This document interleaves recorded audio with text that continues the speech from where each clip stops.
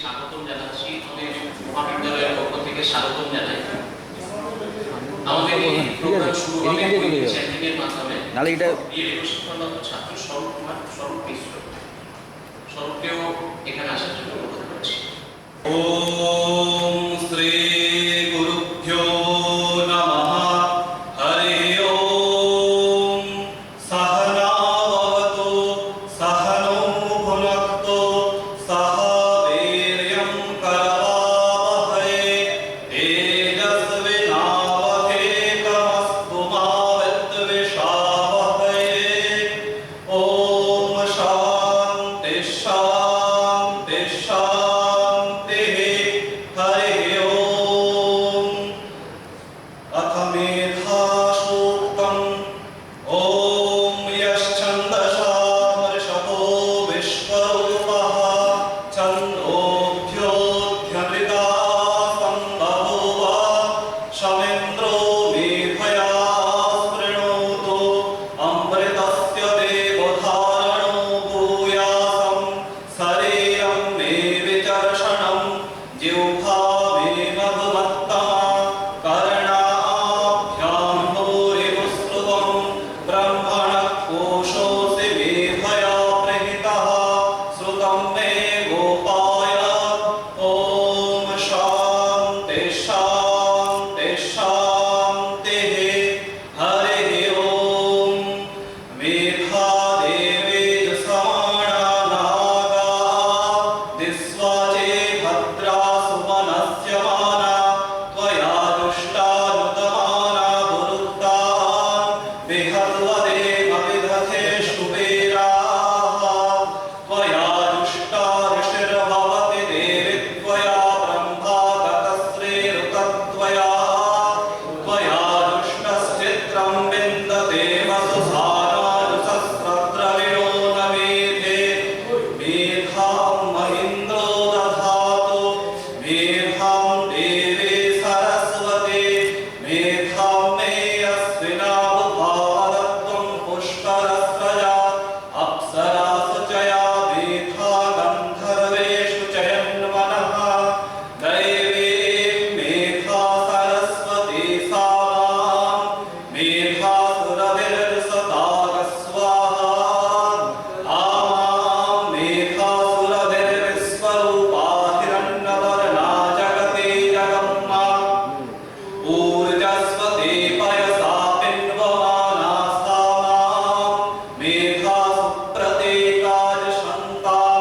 मयि मेधा मयि प्रजा मयग्निस्तेजो दधातु। मयि मेधा मयि प्रजा मयीन्द्र इन्द्रियं दधातु।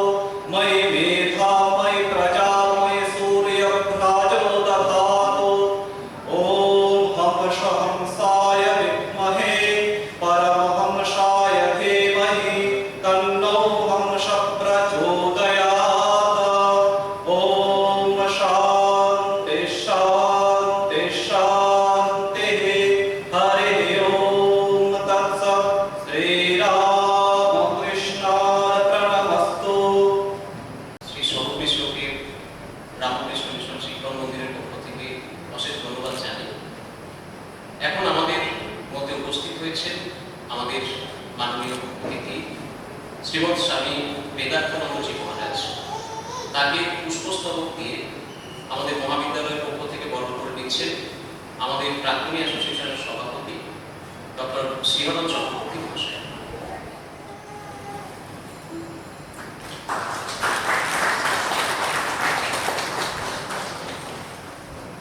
এবারে একটি বই এবং একটি স্মারক সহযোগে বরণ করে নেবেন আমাদের প্রাক্তনী অ্যাসোসিয়েশনের সম্পাদক ডক্টর বিশ্বজিৎ চ্যাটার্জি মহাশয়।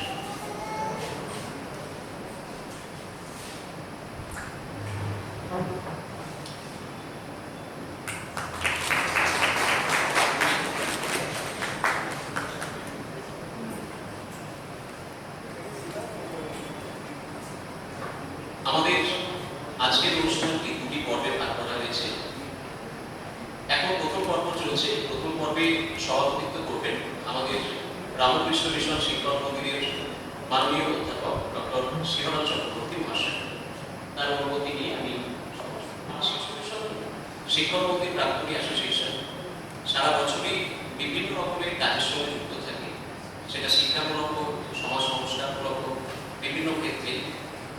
এবং এই প্রাক্তনী অ্যাসোসিয়েশনের মধ্যে প্রত্যেকেই এই শিক্ষা প্রতিষ্ঠানের সঙ্গে আরো অনেক নিবিড়ভাবে যুক্ত হয়ে থাকার সুযোগ পায় এবং আমাদের বিভিন্ন কর্মকাণ্ড সারা বছর ধরে চলার মাধ্যমে আমরা প্রত্যেকেই পরস্পরের কাছাকাছি আসি।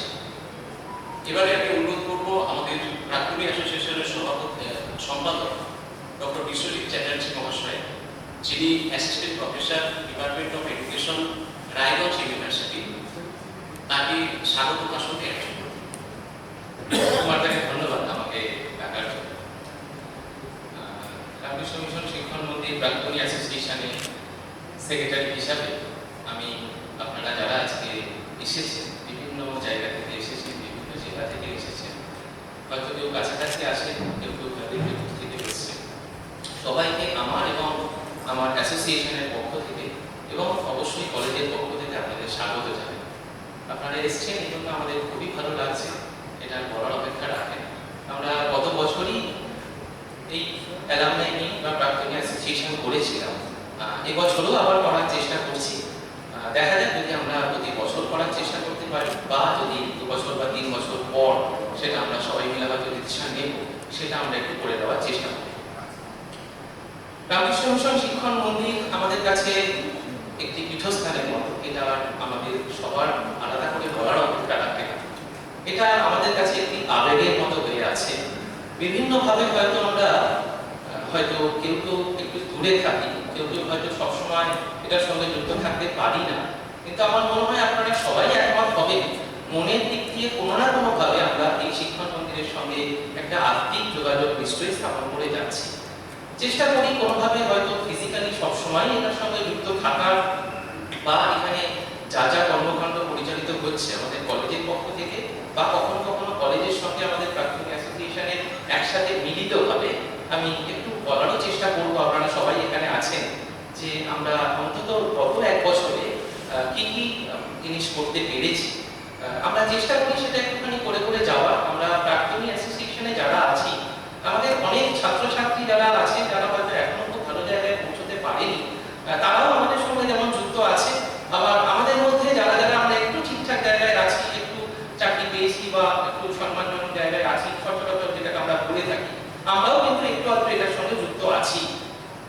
আপনাদের মধ্যে অনেকেই হয়তো এখনো পর্যন্ত হয়তো আমাদের প্রাক্তনী অ্যাসোসিয়েশনের সঙ্গে খুব অ্যাক্টিভলি হয়তো যুক্ত থাকতে চাইছেন না বা পারছেন না, হয়তো সময় সুযোগের অভাবে। এই সুযোগে আমি আপনাদের সবার কাছে অনুরোধ করব, যদি পারেন একটু আমাদের সঙ্গে যুক্ত থাকুন, তাহলে কিন্তু আমাদের সবারই বেশ সুবিধা হবে। আমি একটু গত 1 বছর এই কারণেই বলছি, কারণ আমরা গত বছরের 23শে মার্চ আমরা এই অ্যালামনাই মিট আমরা করেছিলাম। তাই সেই সময় পূর্বতন আমাদের যিনি সম্পাদক ছিলেন আমাদের ডক্টর অজয় ঘোষ, সেই সময় আমাদের ডক্টর অজয় ঘোষ আমাদের সবটাই সেই সময় বলেছিলেন যে ততদিন পর্যন্ত আমরা কি কি কর্মকাণ্ড একটু করে দিতে পেরেছি। এর মধ্যে আমরা প্রায় 1 বছর অতিক্রম করলাম বা করতে চলেছি। এর মধ্যেও আমরা বেশ কিছু জায়গা বা বেশ কিছু শিক্ষামূলক এবং সমাজসেবামূলক জায়গার মধ্যে দিয়ে আমরা যাওয়ার চেষ্টা করছি এবং কলেজের পাশে থাকতে যাচ্ছি।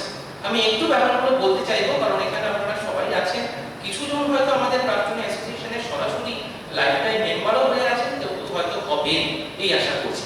আমি একটু বলতে চাইছি যে আমরা কি কি করতে পেরেছি। আমরা প্রতি বছরের মতো এখানে করতে পেরে উঠেছি বলতে এটা আলাদা করে কিছু বলার নেই। কিছু কিছু প্রোগ্রাম আমরা প্রতি বছরই প্রায় করে থাকি। সেই প্রতি বছরের যে প্রোগ্রামগুলো আমি বলে বলে যাবো, সেগুলো আমরা প্রতি বছরই করি। কয়েকটা হয়তো আমাদের সময় সুযোগ অনুযায়ী আমরা নতুন করে করতে থাকি। যেমন ঠিক আমাদের 24শে মার্চ আমাদের যেটা অ্যালামনাই মিট আগের বছর হয়েছিল, তার ঠিক 1 মাস পরেই, মানে তার অব্যাহতি পরেই আমরা 24 এবং 25শে এপ্রিল আমাদের স্বামী বিবেকানন্দ পাঠচক্রের যুগ্ম আয়োজনে আমরা একটি জলসত্রের আয়োজন করেছিলাম। সেখানে প্রায় 1000-এর বেশি পথচারীকে আমরা, বিশেষ করে আমাদের বিএড যারা মানে সেমিস্টারের ছাত্রছাত্রী, তাদের সহযোগিতায় আমরা এই জলসত্রটা আয়োজন করতে পেরেছিলাম। আমাদের টিভি রোডের কাছে, আমাদের বেলুড় মঠের যে মেন গেট আছে, সেখানে আমরা কিন্তু এটা করতে পেরেছিলাম, যেখানে আমরা প্রায় ওই গরমের সময় প্রায় 1000 জন পথচারীকে আমরা কিন্তু একটু জল খাওয়াতে পেরেছিলাম। এবং সেখানে আমাদের শিক্ষণ স্যার খুব সর্বাগ্রে ছিলেন, স্যার এখানে আছেন, এবং আমাদের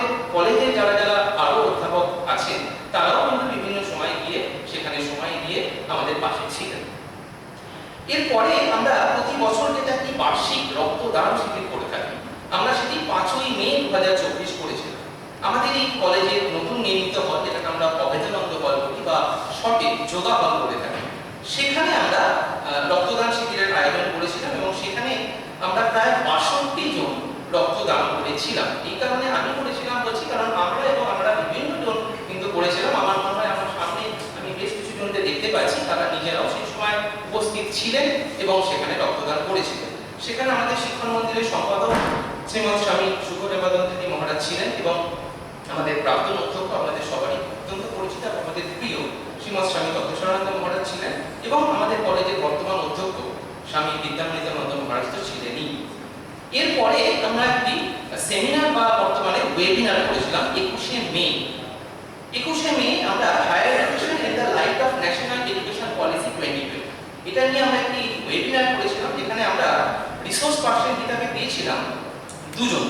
একজন ছিলেন প্রফেসর ডক্টর আশিস শ্রীবাস্তব, যিনি আমাদের প্রফেসর এবং ডিন তখন ছিলেন department of educational studies, school of education, Mahatma Gandhi centre নিয়ে ওখানে ছিলেন, বর্তমানে অন্য জায়গায় চলে গেছেন।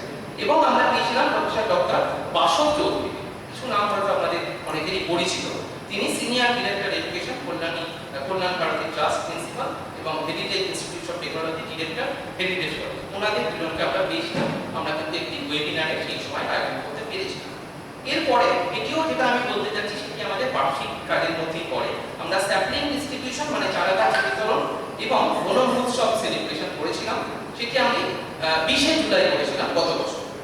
সেখানে আমরা প্রায় 284টি মানে স্যাম্পলিং বা চারা গাছ বিতরণ করতে পেরেছিলাম। আমাদের এত সুন্দর একটি বাগান আছে বা আমাদের চারিদিকে সবুজের সমারোহের মধ্যে আমরা আছি, সেখান থেকেই ছোট ছোট জায়গা বা ছোট ছোট যে চারা গাছগুলো আমরা সংগ্রহ করেছিলাম এবং সেটি আমরা কিন্তু হাওড়া জেলা যোগ্য পরিবেশ মঞ্চ আমাদের পাশে ছিল, তাদের সঙ্গে একসাথে মিলিয়ে আমরা এটা করতে পেরেছিলাম এবং তাদেরকেও আমরা বেশ কিছু চারা গাছ দিয়েছিলাম। সঙ্গে বরফা ঢাকুরিয়া হলকা জলশহরের রক্ষা মঞ্চ, জলাশয় রক্ষা মঞ্চ, তাদেরকে আমরা দিতে পেরেছিলাম এবং সোনাময়ী পরিষেবা প্রাইমারি স্কুল, তাদেরকেও আমরা কিছু ওই চারা গাছ দিতে পেরেছিলাম। একই দিনে আমরা স্যাম্পলিং ডিস্ট্রিবিউশন ড্রাইভের সাথে সাথে আমরা বন মহোৎসব যে সেই সময় চলছিল, সেলিব্রেশন চলছিল ওই সপ্তাহটা, সেটাও আমরা করতে পেরেছিলাম এবং সেটার জন্য আমরা একটি অফলাইন সেমিনারের বন্দোবস্ত করতে পেরেছিলাম, যেটা আমাদের ছিল environmental ethics issue and ground reality. এই নিয়ে আমরা একটি সেমিনার অর্গানাইজ করতে পেরেছিলাম এবং সেখানে আমরা পাশে পেয়েছিলাম ডক্টর বিরাজ কান্তি মণ্ডল, যিনি assistant professor of geography Netaji Subhas open university থেকে। ওনাকে আমরা কিন্তু একটি সেমিনারে পেয়েছিলাম। এরপরে এটাও আমাদের অনেকটাই রেগুলার এর মধ্যেই পড়ে, আমরা কিছু প্লট ডিস্ট্রিবিউশন ড্রাইভ করতে পেরেছি, যেটা 29 সেপ্টেম্বর 2024 আমরা গোয়ালপাটা ঝাড়খণ্ড আমরা গেছিলাম।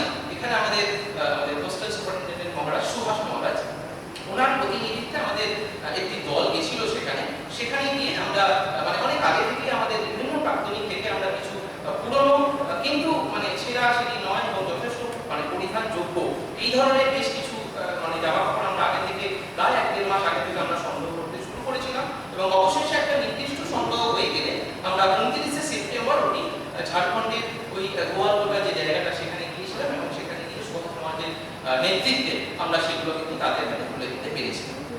এরপরে আমাদের খুব ইনোভেটিভ একটা দায়িত্ব হয়ে আসছে, আমরা বহু বছর ধরে করে আসছি, আমাদের মনে হয় আপনাদের মধ্যে অনেকেই এটা দায়িত্ব করে এসেছেন, সেটা হচ্ছে দেওঘর রামকৃষ্ণ মিশনে একটি সামান্য পরীক্ষা পরিচালনা করার একটা দায়িত্ব আমাদের মধ্যে এসেই পড়ে। এটা আমরা প্রতি বছর করে থাকি, ডিসেম্বর মাসে হয়ে থাকে।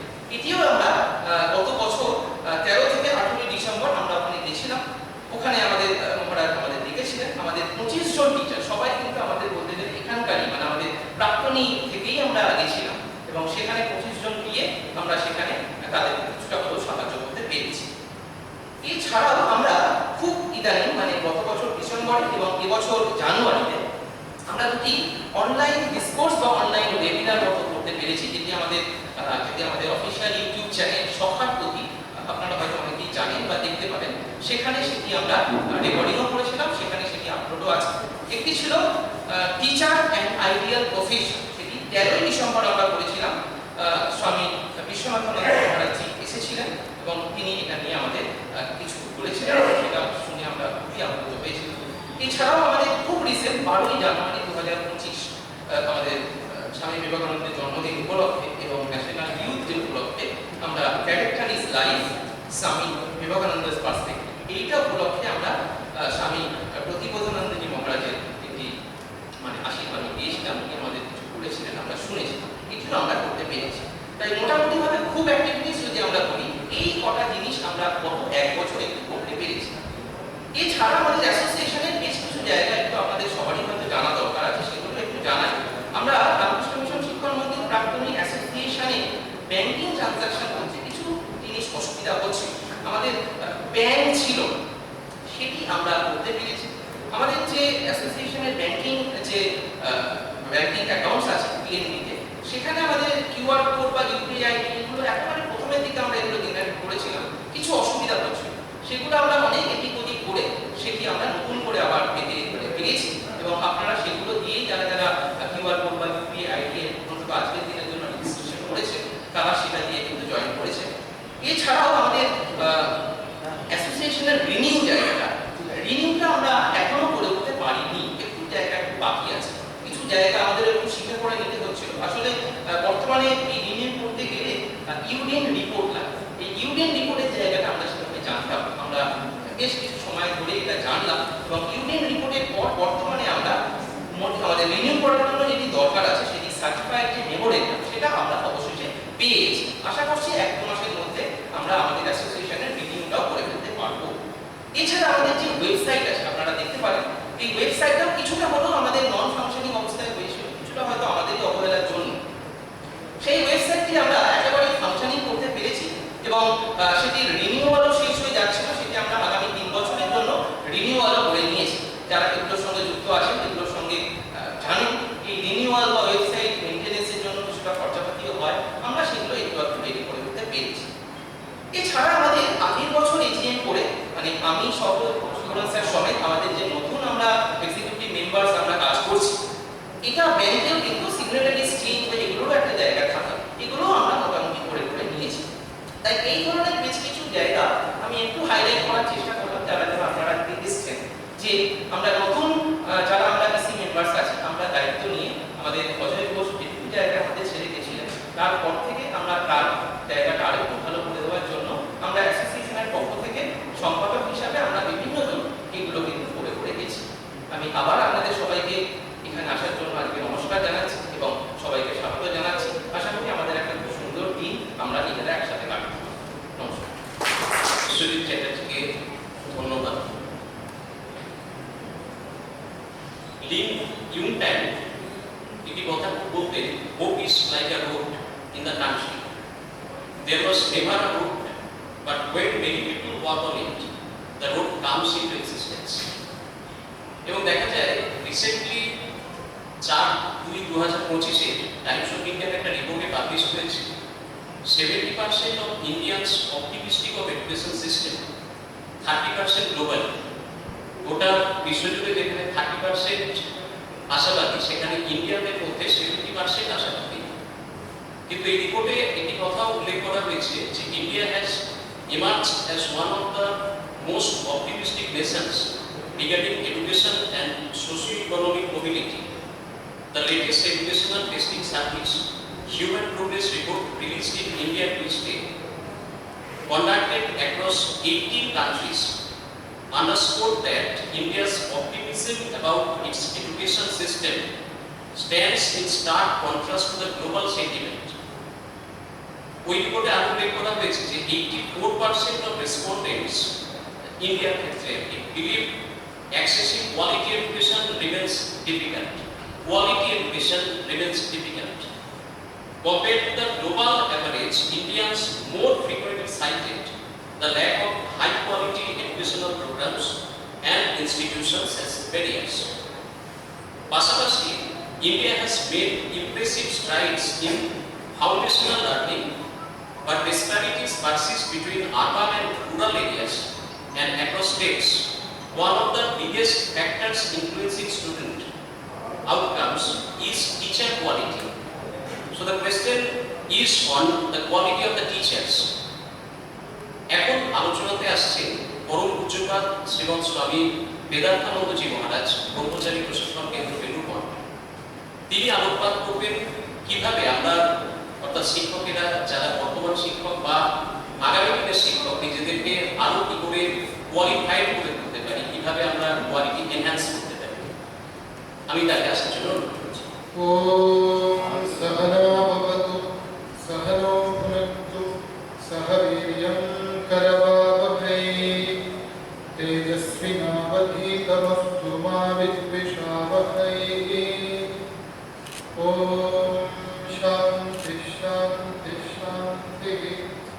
हरिः ॐ।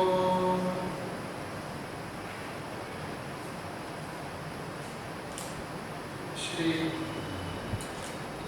श्रद्धेय श्री शिवराम सर, श्री विश्वजीत चैटर्जी, श्री सुकुमार उपाध्याय এবং শিক্ষণ মন্দিরের প্রাক্তনী সমিতির সদস্যবৃন্দ, আপনাদের পরিবার থেকে যারা এসেছে,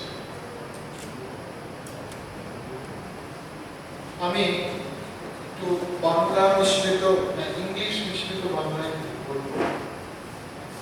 আমার ত্রুটি আপনারা মার্জনা করবেন, কারণ বাংলায় মাত্র আমি বলতে পারবো না, একটু মাঝখানে আটকে গেলাম। বাংলা তো অনেক রকম বাংলা আছে, হ্যাঁ, রাঢ় অঞ্চলের বাংলা একরকম, মেদিনীপুরের বাংলা একরকম, পূর্ব বাংলার বাংলা একরকম, কিন্তু আমার দৃষ্টিতে বাংলা দু রকমই আছে। একটা বাঙালিদের বাংলা, আর একটা হলো আমার মতো যারা অবাঙালি, বিশেষত দক্ষিণ ভারতের লোক যারা বাংলা শিক্ষা করছে ওদের বাংলা, এরকম দুটো বাংলা।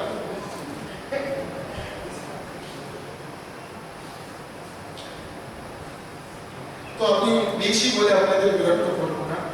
শিবরণ স্যার আমাকে বলেছিলেন শিক্ষা সংক্রান্ত একটি ছোট বক্তৃতা এখানে রাখতে। আমি কিছু প্রিপেয়ার করে নিয়ে এসেছি, তবে যেমন নিয়ে এসেছি ওইভাবে বললে নিশ্চয়ই আপনারা বিরক্ত হবেন। আমি একটু জিনিসটা একটু অন করব। সো আমি শিক্ষণ মন্দিরের প্রাক্তনী নই, so I am not an alumnus of this institution, কিন্তু I have been a neighbor। আমি ইউনিভার্সিটিতে পাশে আর কেমব্রিজে, সেখানে 11-12 বছর ছিলাম, আমি ওখানে ছাত্রও ছিলাম। সেই সূত্রে যদিও আমি শিক্ষণ মন্দিরের উদ্ভবটা দেখতে পারিনি, এর বিকাশের আদিম পর্ব প্রত্যক্ষ করিনি, তথাপি এর কিছু বিকাশ আমি অনেক কাছে থেকে দেখেছি।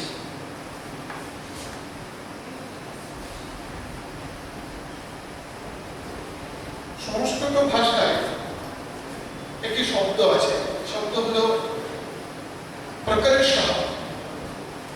বাংলাতেও আছে প্রকর্ষ শব্দ আছে, বাংলায় প্রকর্ষ, উৎকর্ষ, তার অর্থ হলো উৎকর্ষ। এই প্রকর্ষ মানে এমিনেন্স বা এক্সেলেন্স। তো একটা শ্লোক, তাতে একজন কবি বলছে, সংস্কৃত কবি, প্রকর্ষ প্রার্থনারব্ধ, প্রকর্ষ প্রার্থনারব্ধ প্রশস্তি পশ্চিমার্পিতা প্রমাদ পরবিদ্রোহী প্রণীতির অনুমর্জিতা। একটা সরল শ্লোক। তো শ্লোকটা কি বলছে? প্রকর্ষ প্রার্থনারব্ধ মানে একটি সংগঠন বা একটা কোনো ইনস্টিটিউশনের ক্ষেত্রে সেটাই প্রকর্ষ বলে গণনীয়, যেটা তার প্রাক্তন ব্যক্তিদের দ্বারা আরব্ধ। Only that glory matters, which was began based on the works and actions of the earlier people. অন্যদিকে যে উদ্দেশ্য মাথায় রেখে আগেকার ব্যক্তিরা ওই ইনস্টিটিউশন তৈরি করেছে, দান করিয়েছে, তার বিরুদ্ধ একটি এমিনেন্স বলে গণনা করা উচিত। তো প্রাক্তনী মানে আগেকার ব্যক্তি সংস্কৃতে, তো আমাদের ক্ষেত্রে তো আলাদা। তো প্রাক্তনী শিক্ষক বা শিক্ষার্থী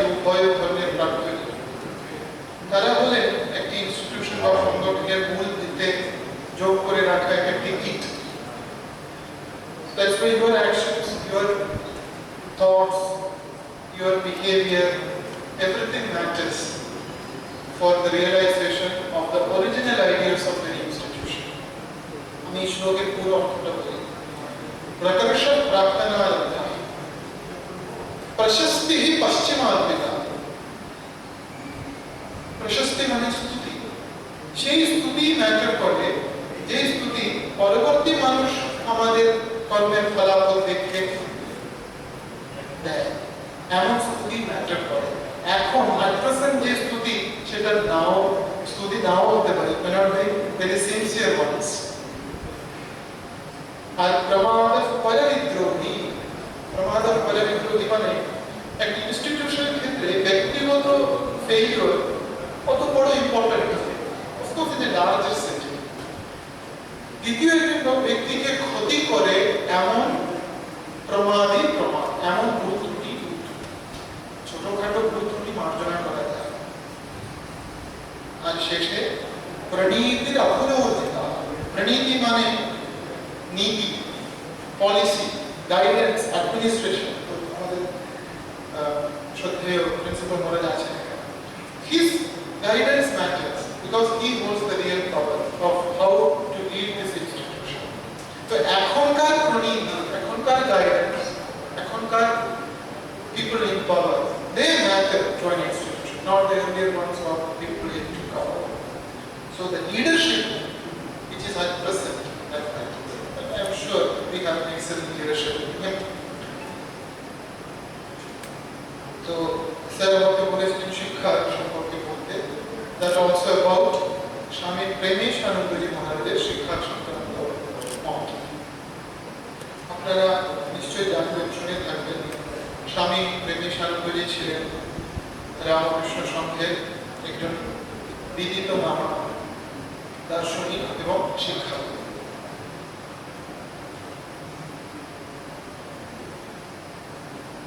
সংস্কৃতে বলা হয় ইষ্টম হি বিদুষাম লোকে সমাস ব্যাস ভাবনম। যে কথাই আমরা বলি প্রথমে সংক্ষেপে বলে তারপরে বিশদে বলবো। তো আমি যদি সংক্ষেপে বলি, সমাস করে বলি, স্বামী প্রেমেশানন্দজির মতো যারা শিক্ষাবিদ, তাদের দৃষ্টিতে শিক্ষার যে আদর্শ সেটা হলো বেদান্তেরই আদর্শ। তো বেদান্তের আদর্শ কি? শিক্ষা সংক্রান্ত বেদান্তের আদর্শ, আত্মবিদ্যা হলো বেদান্তের আদর্শ। নিজেকে জানা, আত্মাকে জানা, আত্মার real powers and glory remain hidden. আমরা যে বিদ্যায় অর্জন করছি সবকিছুই অনাত্মার বিদ্যা, আমার থেকে বহির্গত জগতের বিদ্যা। Everything external to Atman is an object of learning, object of education. সেটা কিন্তু উপনিষদের দৃষ্টিতে শিক্ষার একটি পাঠ। আরেকটি পাঠ হলো নিজের সম্পর্কে জানা। তাই মুন্ডক উপনিষদ বলে দ্বে বিদ্যে দেবতত্ত্বে। তো দুটি জিনিস আছে জানবার, একটা হলো আত্মা, নিজের বাস্তবিক স্বরূপ, নিজের মহিমা, নিজের আত্মার শক্তি আর আত্মার স্বরূপ, আর আত্মার এক্সটার্নাল যত বস্তু সেগুলিকে জানা। Even mind is external to আত্মা, according to Vedanta. দ্বে বিদ্যে দেবতত্ত্বে ইতিহাসময় ব্রহ্মবিদো বদন্তি পরাজয় অপরাজয়। এই দুই রকমের বিদ্যা ও বিদ্যা, এই দুই রকমের শিক্ষা শিক্ষা। তবে আত্মবিদ্যা হল মুখ্য শিক্ষা উপনিষদের দৃষ্টিতে, আর বাকি সব গৌণ শিক্ষা, অপরাবিদ্যা গৌণ। তো ফেমাস আর্টস অ্যান্ড সায়েন্সেস, এমনকি রিলিজিয়াস স্টাডিজ, বেদ পড়া ইত্যাদি, এগুলিও অপরাবিদ্যা, আর নিজের আত্মাকে জানা অপরাবিদ্যা। কিন্তু আমি এত এলাবোরেট করে বলার কারণ হলো আরেকটি কথা বলার জন্য, সেটা হচ্ছে there is a commonality existing between both these things. পরাবিদ্যা এবং পরাবিদ্যার মধ্যে commonality কি? Training the mind. যোগ হলো এর মূল commonality। কারণ জ্ঞান হলো সাংখ্য। আমরা সংস্কৃতে দুটি শব্দ একসঙ্গে, সাংখ্য এবং যোগ। ভগবদ্গীতার মধ্যে আমরা বুঝতে পারবো ব্রহ্মবিদ্যায় যোগশাস্ত্র। ব্রহ্মবিদ্যা মানে সাংখ্য, সাংখ্য যোগ।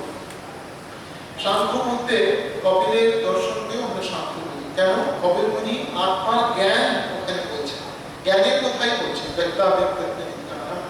তো জ্ঞানই মূলত সাংখ্য। সাংখ্য একটি ফিলসফির নাম হতে পারে, কিন্তু ইন সিম্পল টার্মস সাংখ্য মানে জ্ঞান, সংখ্যা মানে জ্ঞান, সম্যক্ষা। আর যোগের সিম্পল মিনিং হচ্ছে ট্রেনিং দ্য মাইন্ড, মনের প্রশিক্ষণ। তো সাংখ্যের জন্য যোগ হলো পথ। যে কোনো সাংখ্য, যে কোনো বিদ্যার জন্য training the mind is the path. তো এই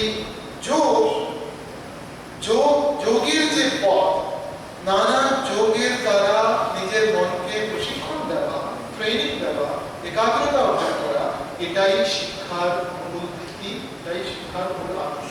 এই অর্থেই আমি বললাম যে বেদান্তের শিক্ষা সংক্রান্ত আদর্শই প্রেমেশানন্দজি মহারাজের এবং রামকৃষ্ণ সংঘের এবং স্বামী বিবেকানন্দের শিক্ষার আদর্শ। স্বামী প্রেমেশানন্দজি আত্মবিকাশ বলে একটি ছোট্ট বই লিখেছেন। এই বই খুবই প্রসিদ্ধ, এই ছোট একটা গ্রন্থ। এটা তিনি আমাদের রামকৃষ্ণ সংঘের যত আবাসিক ইনস্টিটিউশন রয়েছে, শিক্ষা মন্দিরের মতো, সেখানকার শিক্ষার্থীরা যারা, তাদের উদ্দেশ্যে রচনা করেছে। এখানে মহারাজের শিক্ষা সংক্রান্ত যে মত, সেটা এখানে লিপিবদ্ধ রয়েছে। তিনি এখানে বলছেন, আমি একটা ছোট জায়গা পড়ে শোনাচ্ছি। তিনি লিখছেন, শিক্ষা কি? শিক্ষা কি? যাহা শিখিলে সমগ্র জীবন সুখময় হয়, তাহাই শিক্ষা। যাহাতে বাল্যের আনন্দ যৌবনে নিরানন্দে পরিণত না হয়, যৌবনের সুখ প্রৌঢ় বয়সে এবং প্রৌঢ় বয়সের সুখ বার্ধক্যের দুঃখের হেতু না হয়, তাহাই শিক্ষা। যে শিক্ষায় ব্যক্তির সুখে সমগ্র সমাজ সুখী হয় এবং এক সমাজের সুখ অন্য সমাজের সুখের পরিপন্থী না হয়, তাহাই প্রকৃত শিক্ষা। যাহা দুঃখ দূর করে, সুখ বৃদ্ধি করে এবং সুখ স্থায়ী করিতে সমর্থ, তাহাই শিক্ষা। তারপরে তিনি স্বামীজির কথা উল্লেখ করে বলছেন, যাহাতে মানুষের অন্তরের পূর্ণতা বিকশিত হয়, তাহাই শিক্ষা। জীবিকার জন্য অর্থ করি বিদ্যা শিক্ষা, শিক্ষার একটি অঙ্গ মাত্র। তারপরে এটাও বলছেন, আমরা তো ছোট বয়স থেকেই তো আপনারা শুনে আসছেন এই ছড়াটা, লেখাপড়া করে যে গাড়ি ঘোড়া চলে এসে বলছেন এটা চলবে না, ভারতে এটা চলা উচিত। এটা আমাদের আদর্শ যেন কখনো নেওয়া হয়েছে। তো কনক্লুড, মূলত শিক্ষা, আপনারা সবাই শিক্ষক, শিক্ষণ মন্দিরের শিক্ষার্থীরা তো শিক্ষক হয়েছে। তো শিক্ষা সম্বন্ধে খুব বেশি বলার দরকার নেই। This is something which is very clear to all of you. But as a matter of reminding all of us, let me say, স্বামীজির শিক্ষা সংক্রান্ত আদর্শ খুব বিখ্যাত। প্রেমেশানন্দজি বলেছেন শিক্ষা কি? আর শিক্ষা মূলত বেদান্তের দৃষ্টিতে যা শিক্ষা, সেটাই শিক্ষা, পরাবিদ্যা এবং অপরাবিদ্যা। তার জন্য পথ হলো training the mind through concentration. যার চরিত্র গঠন হয়নি, হাজার ডিগ্রি পেয়েও সে শিক্ষিত নয়। সমাজ একজন ব্যক্তিকে দেখে আর তার সার্টিফিকেট দেখে সে শিক্ষিত কিনা কি করে না, তার কথা শুনে, তার চালচলন দেখে তো কি করে, here goes a really educated man, দেখেই তো বোঝা যায় here goes an educated woman। ওই শিক্ষা যদি আমাদের না হয়, ওই চরিত্র যদি গঠন না হয়ে থাকে, সেই ব্যক্তিত্ব যদি আমাদের কথাবার্তায় আচরণে না আনতে পারি, আমরা শিক্ষিত নই। এটা তো পরিষ্কার। দেখুন, মা শারদা, আমরা সবাই জানি ওনার কি শিক্ষা ছিল, এমন কি শিক্ষা ছিল তার। কিন্তু in the real sense of the term, তিনি স্বামী বিবেকানন্দ থেকেও শিক্ষিত। যখন Swamiji, an English educated person, born in an aristocratic family of then the capital of the British Empire, তিনি কিন্তু সংশয়গ্রস্ত, আমি কি সমুদ্র পার হয়ে যাব, আমি কি ঠিক করছি, তিনি ঠিক করতে পারছেন না। দেখি কিন্তু হয়ে আমার করার কথা। মা শারদাকে চিঠি লিখে, মা শারদার কিন্তু সংশয়, তিনি বলছেন তুমি নিশ্চয়ই যাবে বলে, তো তোমার করতাম। মনে রাখবেন, তিনি তো ব্রাহ্মণ widow of those Times, rural Bengal. আরেকটি গল্প আমি রিসেন্টলি শুনলাম, কামালপুর জয়রামপুর অঞ্চলে নাকি একটা গাছ হতো, গাছের নাম আমার জানা নেই, বাংলায় কিছু নাম থাকবে নিশ্চয়, ইংলিশে বলেছে। ওই গাছ নাকি ওখানকার স্থানীয় মানুষ গরিব তো, ওরা দড়ি বানিয়ে নাকি বিক্রি করতো ওই গাছটা, এখনো ওই গাছ করতে পারে ওই অঞ্চলে হয়। তো ব্রিটিশ গভর্নমেন্ট ডিস্ট্রিক্ট কালেক্টর তিনি কি করলেন, ওর উপর হেভি ট্যাক্স বসালেন। তিনি চাইলেন না যে মানুষ এমনি ওই গাছটা তুলে দড়ি বানিয়ে বিক্রি করলো, গভর্নমেন্টের কোনো ইনকাম হচ্ছে না, এমনি তো মানুষ খুব গরিব, তার উপরে এমন ট্যাক্স বসালেন, লোক ওটা তুলতে সাহস করছে না, ট্যাক্স তো দিতে পারবো অনেক হেভি ট্যাক্স। তো মা বললেন তোমরা তুলবে না কেন, নিশ্চয়ই তুলবে তোমরা গাছ। সরকার কি মনে করছে, রানী কি মনে করছে, কিছু বললেন। পরে স্থানীয় একজন শিক্ষক ডিস্ট্রিক্ট কালেক্টরকে নিয়ে এলেন, ডিস্ট্রিক্টের শাসককে নিয়ে এলেন, কোনো কাজে তিনি ওখানে গিয়েছিলেন ওই অঞ্চলে। তো মায়ের সঙ্গে তার দেখা হয়েছিল বেনাবাড়িতে, তিনি ট্রান্সলেট করে দিলেন শিক্ষক। তো মাকে ইনি নাকি বলেছিলেন আপনি তো একজন ব্রাহ্মণ বিধবা, আপনি জানেন আপনি কি কাজ করছেন, এটা তো সেডিশন। সেডিশন মানে গভর্নমেন্টের বিরুদ্ধে মানুষ তো ইমিডিয়েটলি গ্রেফতার হওয়ার কাজ। তো আপনি কাজ কি করছেন, আপনি এর গুরুত্ব বুঝতে পারছেন? তখন মা নাকি তাকে বললেন বাবা এই কি কথা বলছো, আপনি তো রাজা, তুমি তো রাজা বাবা, আমরা তো সবাই তোমার প্রজা, তুমি তো ওই দৃষ্টিতে দেখবে আমাদের, তুমি এখানে নিয়ম কানুন করে আমাদেরকে কষ্ট দিতে করছো কেন, আমরা খাচ্ছি কি খাচ্ছি না তো তোমার দেখার কথা বাবা। এভাবে মা এমন যুক্তি দিয়ে বললেন, তিনি বাধ্য হয়ে ক্যান্সার ধরে। তো আরো কত কত ঘটনা তার জীবনে, এটাই তো শিক্ষা, এটাই তো শিক্ষা। তো মায়ের প্রতি আমার বিনম্র প্রার্থনা, মা আমাদেরকে সবাইকে তুমি শিক্ষিত বানাও, সঠিক শিক্ষিত বানাও। ও শান্তি শান্তি।